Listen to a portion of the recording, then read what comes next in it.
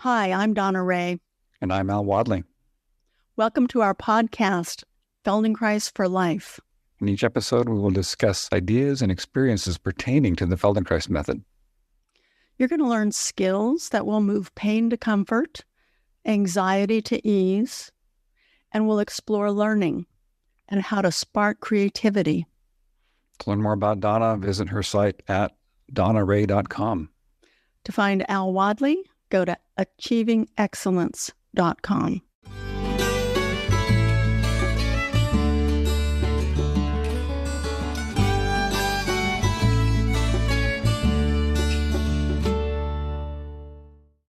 Hey, Donna. Hi, Al. I'm excited to speak with you about integration today. I am too. I love this topic, and it's very, very key and fundamental to our work as Feldenkrais practitioners and trainers. It is. And speaking of it as a process rather than an arrival, I think helps us understand that we're in this ongoing process. Yes, it is ongoing. And you're right. There is no there to get to. Integration is a constant thing that we need to keep doing because stuff is always happening in our lives, getting pulled this way or that way. We're forming habits all the time, depending on what's going on. And we need to continue this work in order to keep a process of integration flowing through our lives, which helps us flow through our lives more comfortably and more easily. More harmoniously. And the process of integration is using our attention to focus on differentiated aspects of ourselves. And we do that with movement in the skeleton, but we can also differentiate our thinking, our emotional processes, our sensory processes, our actions, our perceptions. So there are multiple aspects of ourselves that we can bring into focus, into the foreground and put them in the background. And ultimately, we link all these aspects of ourselves into a harmonious whole that is said to be greater than the sum of the parts. Yes, that's what happens in Feldenkrais lessons. That's right. And each and every lesson is organized to create greater integration and harmony in ourselves and in our lives. Yeah, that's so cool. And you got something that Dr. Feldenkrais wrote in his book, Awareness Through Movement, about this process, awareness and integration. And you can read that for us, right? Yes. And if people want to reference it, it's the Awareness Through Movement book, and it's on page 54. And he says, in the esoteric schools of thought, a Tibetan parable is told. According to the story, a person without awareness is like a carriage whose passengers are the desires, with the muscles for horses, while the carriage itself is the skeleton. Awareness is the sleeping coachman. As long as the coachman remains asleep, the carriage will be dragged aimlessly here and there. Each passenger seeks a different destination, and the horses pull different ways. But when the coachman is wide awake and holds the reins, the horses will pull the carriage and bring every passenger to the proper destination. In those moments when awareness succeeds in being at one with feeling, senses, movement, and thought, the carriage will speed along on the right road. Then the person can make discoveries, invent, create, innovate, and know. Then the person grasps that his or her small world and the great world around are but one, and that in this unity, we are no longer alone. Wow. That is so cool. That is so cool. It's such a beautiful parable, and it's depicting what we're talking about, the process of integration and staying on the path. Yeah. I love that. Yeah, me too. Now, sometimes people say, is the Feldenkrais method spiritual? I think the sense of mystery and awakening and connection to everything is thought to be spiritual. So in that way, you could say that it's a spiritual method. But the method is developed by Dr. Moshe Feldenkrais, who was a scientist, and he wanted us to understand that the method is a scientific method. And if the feelings of awe and wonder and surprise and delight and connection to all things comes to be as a way of being in the Feldenkrais method, then you can call it whatever you want. But you don't have to change your beliefs or your religion or have any beliefs at all of it. Just stay in the process of doing and practicing the method. Yes, yes. And it's going to be reflected on the individual as well. Somebody has a strong orientation towards a spiritual view of the world. Those lessons are going to be more spiritual for them. If somebody's here and they're very grounded in reality, they're going to have a very different kind of experience. It's something going to be shaped by the individual, how they experience that. For me, I don't experience it in a very spiritual way. I don't really consider myself that much of a spiritual person, even though other people seem to for some reason. So for me, it's just very much in the moment, in the present, and integrating and sensing and moving and feeling. And it's just a very rich, powerful experience in my whole being. Maybe somebody would say, well, that sounds spiritual, Al. And I go, well, I don't know. That sounds like the Feldenkrais method to me. Well, in knowing you, I see that you experience wonder, awe, delight, surprise, connection to others and to the world around you. So we can call that whatever we want. And there's no need to try to frame it other than for us, we create that in our lives with the Feldenkrais method. And that's a wonderful thing. Yes, it is. So today we were going to talk about right and left hemispheres. And I'd like to refer to Dan Siegel and his book Mindsight, where he talks about domains of integration, and also Ian McGilchrist, a psychiatrist, scholar, who wrote an amazing book called The Master and His Emissary. And he talks about evolution and the need for the different functions of the right and left hemisphere. Now, I'd also like to mention that some neuroscientists say, no, let's not talk about that at all, and there's no truth in the matter. Now, I think there is truth in the matter from my exposure to Dr. McGilchrist and Dr. Siegel. But every person, I encourage everyone, as we do in the Feldenkrais method, to do your own research and find out for yourselves what this means to you. I read Dan Siegel's book, Mindsight, many, many years ago. I think it was around 2014 or something like that. And I've got to say it's on my list of books that changed my life. It's a life-changing book for me to read. And I'm really grateful for that book. That was a really wonderful and clear presentation. And the domains of integration that he mentions in there are totally applicable to what we do in our work. And that's one of the things we're going to talk about. You've already mentioned, we're going to talk about this idea of the left and right hemispheres and the integration thereof and how that happens through the Feldenkrais method.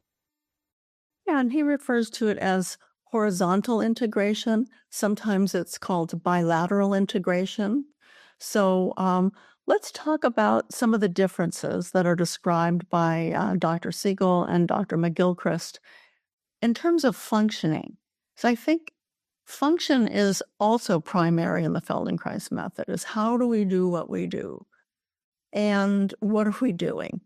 So in looking at the right hemisphere, we know that it develops early, that it has to do with imagery, holistic thinking, nonverbal communication, autobiographical memory.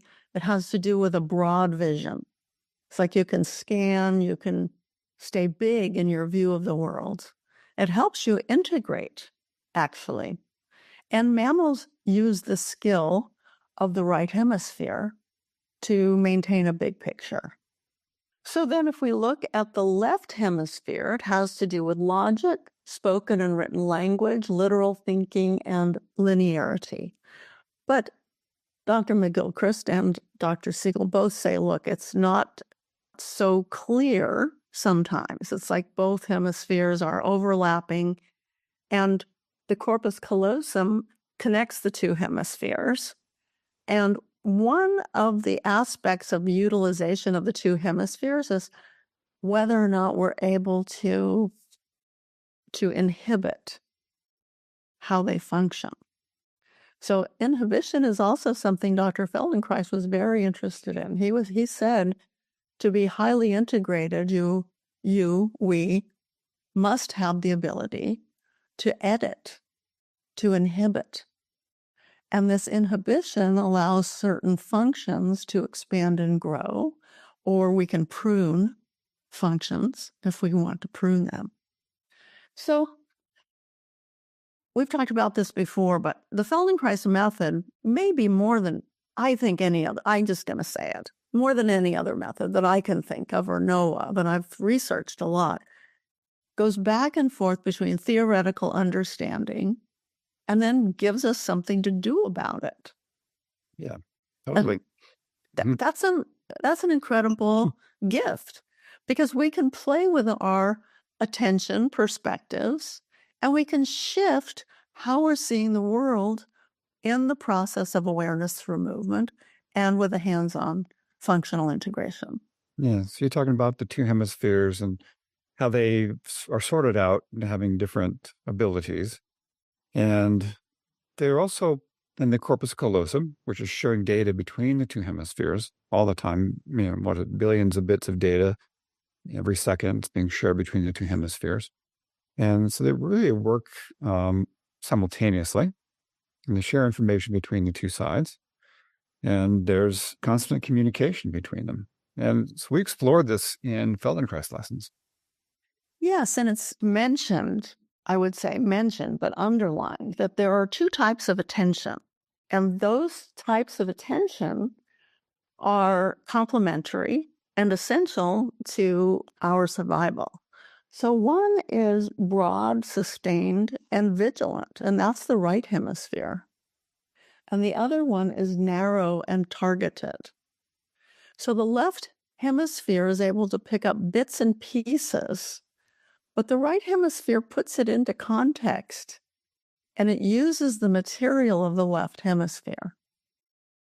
So Dr. McGilchrist talks about this as being one of the most important aspects of brain functioning and societal functioning. Because if we're lacking the ability to see a big picture and the context and make meaning out of what's going on, we stay overly focused in a very machine-like way on the bits and the pieces. And we don't look at ramifications in a holistic view of our lives and society. Yeah. So in a Feldenkrais lesson, we start out generally with a scan, which is kind of a broad image, a broad sensing of oneself. And when we go into movement, we'll often specify, zoom in, focus in on the specific part and sense of a specific part. And then we always expand that out. So we sense that part in the context of the overall movement. And we go through this, as we mentioned earlier, you've mentioned about how lesson progresses, where we have all these differentiated parts. We sense them, we move them, and then we sense them in the whole. This is a big picture, as you're mentioning. And that starts to facilitate the integration. So it starts to come in and start to move as a whole person. And the movement becomes very easy, very beautiful. And that's how example of what you're talking about in the context of the Feldenkrais lesson. So we do this over and over again with every lesson. It's a process of integrating the two hemispheres. Yes, and the process of doing awareness through movement is procedural in a way. We give a direction, people follow the directions. There's logic in every lesson. There's the process, as you're saying, of differentiating parts and then linking them and going from the parts to the linked parts to the whole person moving, the whole body moving. So we go from procedural, which you could say is left hemisphere, but it's embodied, which is right hemisphere. So it's an incredibly integrated approach that includes the functioning of both hemispheres simultaneously over and over again but with a slight shift of focus, which keeps you so interested in the process. That is such a cool thing about awareness through movement. Awareness through movement is verbally guided or verbally guided lessons. And so we hear the verbal instructions, and that goes into our left hemisphere where it's processed. And we have to make sense out of it. We have to translate those instructions into movement.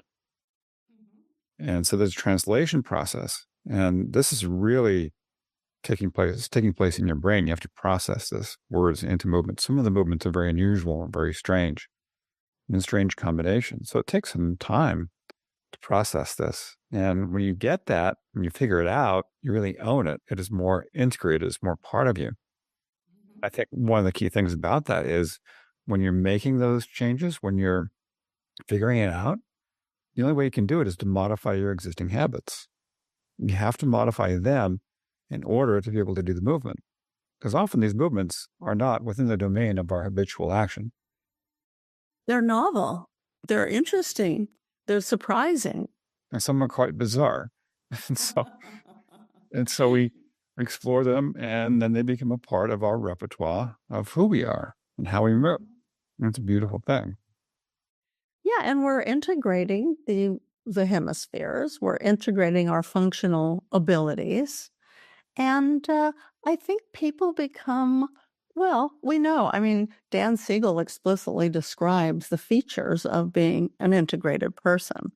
And again, the integration is a continuous process. But when we're highly integrated, we're open, we're empathetic, we're connected to other people, we're connected to the world around us. We care deeply about what's happening, about ourselves and others. I mean, those are essential features of a healthy society. Yeah. And I want to mention another quality of Feldenkrais lessons that facilitates this kind of integration. So there are lessons that we do where we work on just on one side, and we'll develop a whole beautiful kind of movement, integration on one side, and then we get to have the experience of that contrast of ourselves divided, and one side being very clear and reorganized, the other side being more of our just regular daily who we are. And sometimes Dr. Feldenkrais will finish a lesson and you just send us out like that, having worked on one side, which asks our brains and our nervous systems to integrate and make sense out of this big contrast we have.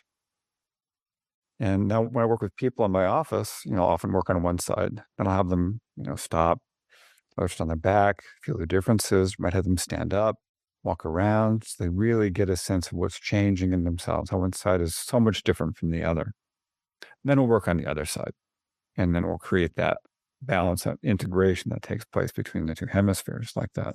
Because, when the motor strip on one side is related to the movement of your body on the other side. So the motor strip on the right side controls the left side and vice versa. And so we're integrating that in these lessons. You talk to each other.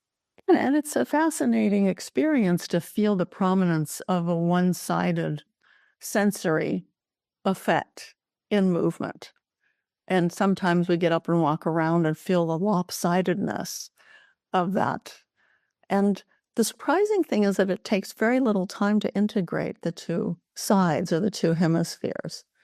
And, actually, when you're working with one side, the other side is being moved too. I mean, if you push gently on the ribs of the right side, the left side of the rib cage is expanding. It's how we're directing attention that's creating the amplification of a more dominant one side or the other. And it can be done non-verbally or verbally. Yes, totally. It's where our attention is being placed makes a huge difference. So we could be doing movements with our right side. So, you're laying on your right side, you're doing a bunch of movements with your left side. If you put your attention on what's happening on the right side, how the ribs are pressed into the floor, rolling this way or that way, what's happening in the hip, it's going to create a very different experience than if you just paid attention to what you're doing on the left side. Now, one of the ways that we integrate ourselves and the hemispheres is through eye movement, because the muscles of the eyes connect to both hemispheres. So when you move your eyes right and left, you're actually connecting to both sides of your brain. Mm-hmm. And, we know the method of eye movement desensitization reprogramming that was developed by Dr. Shapiro many years ago now is widely used in psychotherapy. And it's talked about as bilateral integration or perturbation. And what I find when I use that, or when I'm using the Feldenkrais method and eye movements, is that people shift their perspective on whatever it is they're contemplating. So if somebody gets stuck in a rumination or worry, or they're trying to solve a problem for that matter, if they go to the movements of the eyes, we can rapidly shift perspective. And I think it gives us the broader perspective. So if we go back to the idea that focused attention is bits and pieces.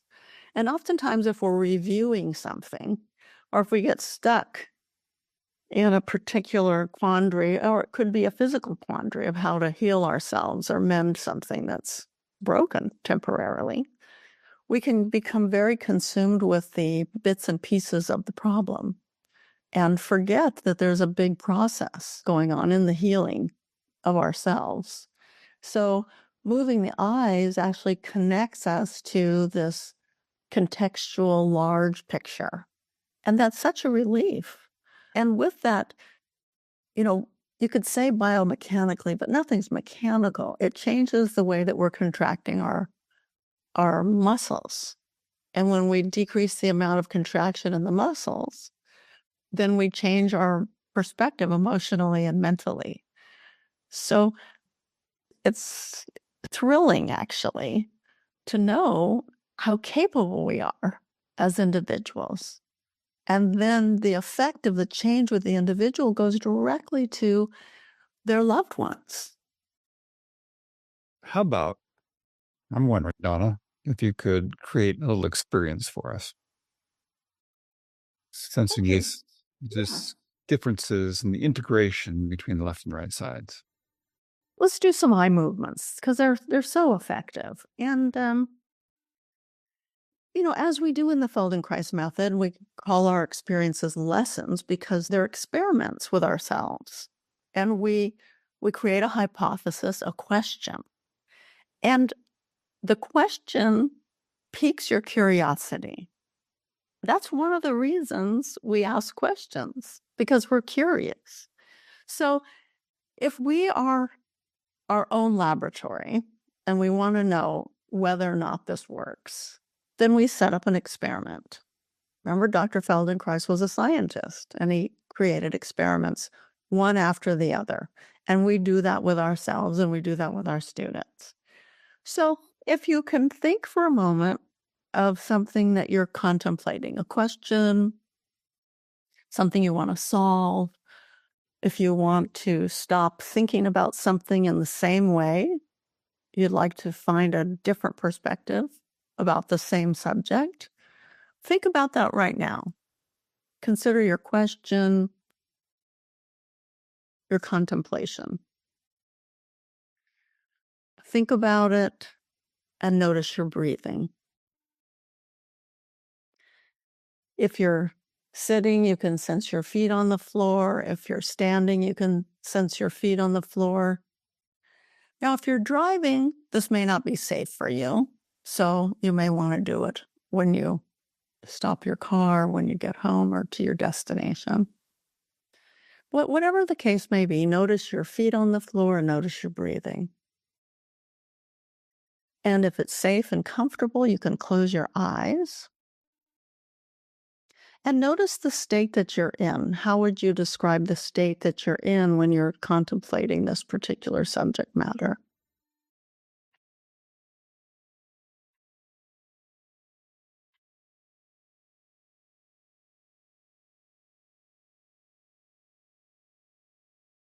And notice how you're approaching the matter.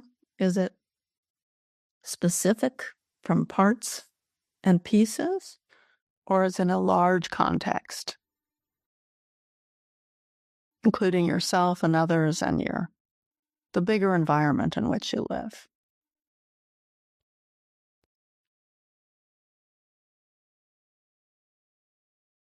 Now begin to move your eyes so that you move your eyes to the right, as if to look at your right ear, and then to the left, as if to look at your left ear.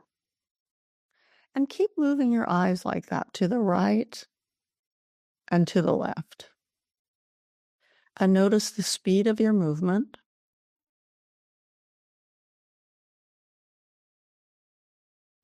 Continuously move your eyes. And if you would like to add tapping your hand, your right hand on your right thigh and then your left hand on your left thigh, along with the movement of your eyes, go ahead and do so. Sometimes people find that it's easier to move their eyes if they tap their hand on the same side simultaneously. Continue the movements and notice your breathing.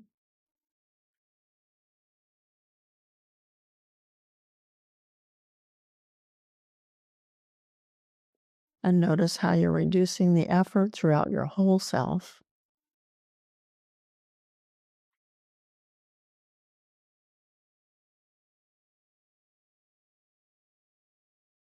And now slowly stop for a moment, pause, and observe yourself and observe the state you're in now, noticing your thoughts, your feelings, and your sensations. And whatever comes up, notice it. Breathe easily. And go with that and move your eyes to the right and to the left. Continue tapping with your hand on the same side of your body. When your eyes move to the right, you can sense the outside edge of your right orbit with your right eye and the inside edge of your left orbit with your left eye, because your left eye follows your right eye. And when you move your eyes to the left, sense how your left eye is at the outer edge of the left orbit and your right eye is at the inner edge of the right orbit. And then continue gently and smoothly moving your eyes to one side, to the other side, and notice your breathing.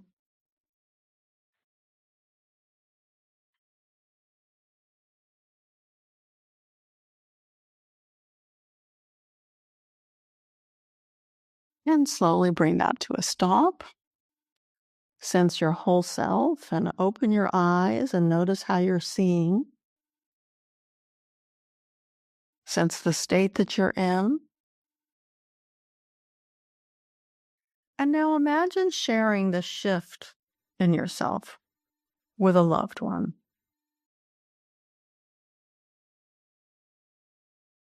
Your sensory state, your emotional state, how your thoughts have changed, your breathing, your self-presence.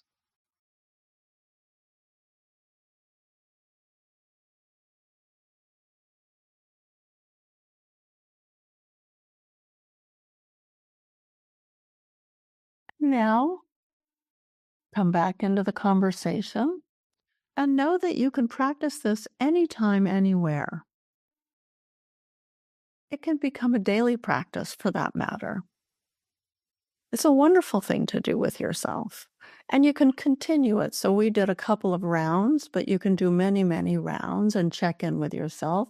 And if you'd like to do it with a notebook, you can just make a remark. Shifted like this, shifted like that. I noticed this, I noticed that, until you feel like you've made a shift that's satisfying to yourself. It's a wonderful thing to track. It's accumulative. It becomes easier and more powerful as a ongoing practice. So what are your thoughts about that, Al? It was really nice. I think I went into a very deep trance with that. And yeah, it felt really quiet inside. It was interesting doing the movements. As I moved my eyes to the right, I could feel the movement even in my right ear. So I looked towards the right ear. And in the left ear when I moved the eyes to the left. And then the tapping was interesting, kind of set a rhythm and a timing to it. You're shifting one side to the other. And then bringing the breath into that just really kind of made it a whole experience. Yeah, nice. Really nice. Something about like kind of developing coherence in the nervous system with that balance and coherence. Yeah, so I liked it. Really nice. I'm glad you enjoyed it. And it's powerful because you can do it yourself. And you come up with your own solutions. Yeah, so that's kind of like a Feldenkrais version of an EMDR exercise. It is. It is. I'm also trained in the EMDR method. And I always think with a Feldenkrais cap on my head. That's good. Good kept that on your head all the time. All the time. I can't take it off anymore. It's been 40 years of this. I can't take it off. So, yeah, this really works. Yeah. If we bring our Feldenkrais thinking into many different contexts, so EMDR, whether you're doing a yoga practice or some kind of breathing or whatever it is you're really into, that you learn this ability to move your awareness, to pay attention to things, and to shift from the minute, the more granular parts of yourself to the larger picture. Then having that skill that you develop through awareness, through movement lessons and functional integration lessons can be generalized and brought into really anything you do, and it can improve whatever you do and make it better.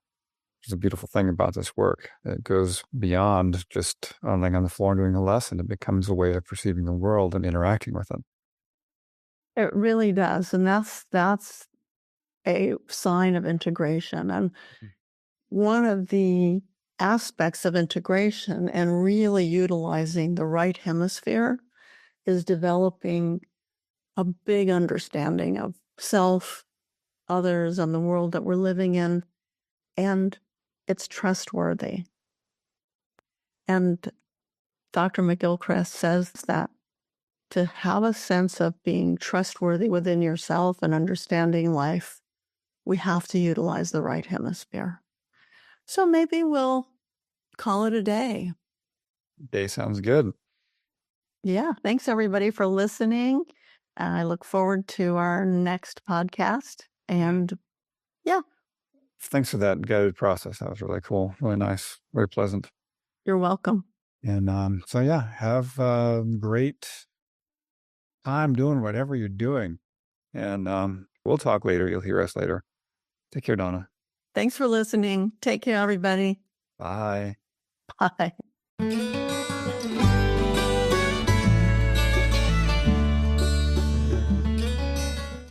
If you'd like to follow up with a question, send an email to info@feldenkreisforlife.com. We would love to hear from you. You can learn more about us on our websites. You can find Al at achievingexcellence.com. You can visit my site to join my classes and reach out to me for private lessons online or at my Longmont studio. You'll find my store, the Feldenkrais store, there as well. We can purchase books, audio products, and videos. Donna's website is donnaray.com. And if you visit my website, you'll find that I'm offering individual sessions, group classes in the Feldenkrais Method, mentoring groups, professional Feldenkrais training program information, and recorded lessons. Thank you again so much for joining us. We look forward to you hearing us next week. Bye now. Bye.